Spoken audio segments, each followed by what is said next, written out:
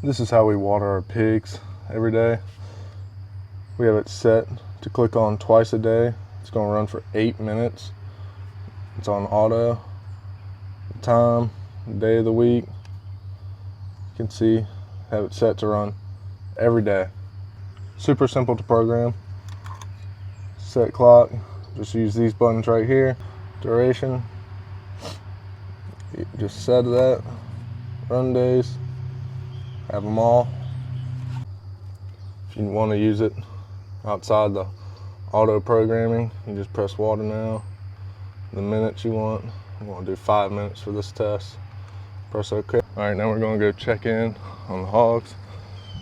I already had the water run once this morning, so it's already overflowing, but it's a good thing to have it overflowing than empty. Our water hose runs from the house, comes down to here. And we have a little Y. The water splits, so you can set it to go towards both, or you can set it just to one. There it is right there. And some's going in from that little green pipe into the blue one. That's probably full, that's why it keeps overflowing. They got the nipples to drink out of. One key thing, as you can see, she's been creating herself a little wallow right there, so that T-post is getting a little wibbly. That's why we have them backed up to that electric fence. That way they can't get all the way around it and root.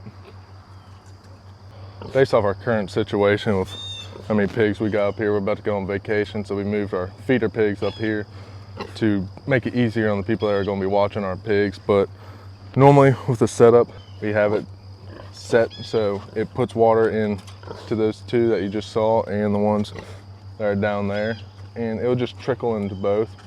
So what you have to look out for having the water system like this is these tanks have a higher elevation than these. So if you have it split to go in towards both, you're going to have to cut this one down a little bit. With it being at the lower elevation, the water pressure is going to push more water out that direction. So if you restrict it at the Y, it'll kind of even it out with both of the water. So you getting yourself some water, man. You getting yourself some water. I haven't tested the capabilities of having 2 Ys in the system, trying to really narrow it down so 4 tanks get filled. I've had no issues with 3, but we haven't tried 4 yet. I haven't had the time to, but hopefully in the future I will be able to for when I do have feeder pigs up here.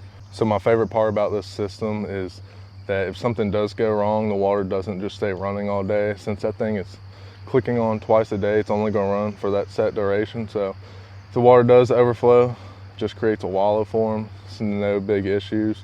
They're going to need it with it being so hot. Even though they got some good shade back there, they still prefer the water. It sure is nice to have water always going to the pigs. That can be very time consuming if you have to sit there and fill up those big tanks each morning. And you can really save yourself a lot of daily tasks.